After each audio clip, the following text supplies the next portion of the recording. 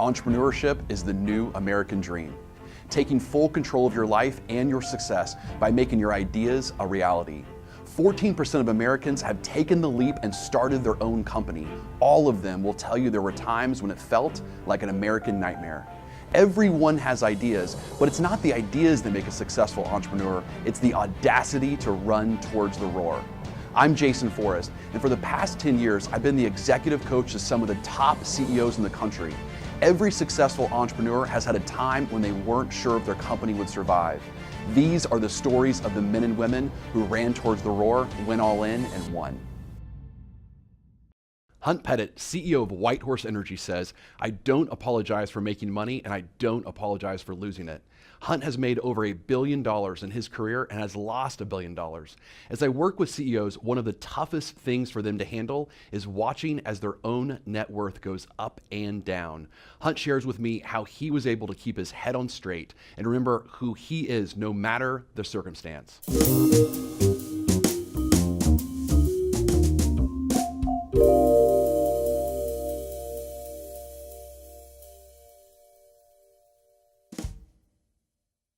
So Hunt, tell me about why you got into oil and gas.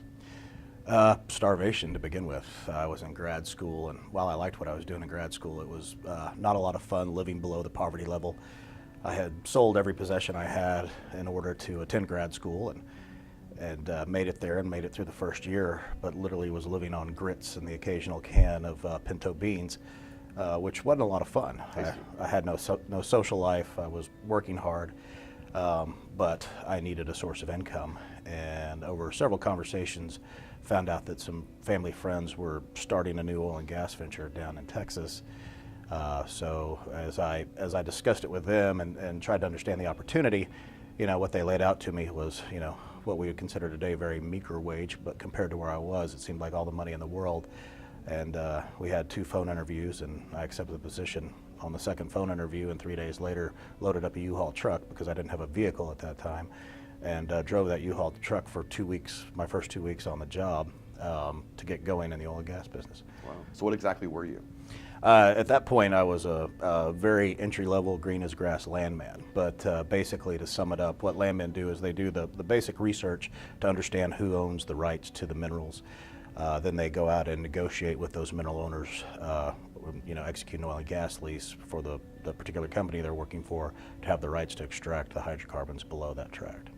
So you're cold calling these people? You're like knocking on their doors, or? You're finding them. I mean, one of the things you're doing, landman is half a lot of things. 2 of the things you're doing is you're drawing up contracts. You're negotiating oil and gas leases. You're finding people, so you're kind of a half attorney, half a research analyst, half a long haul trucker, half a salesman.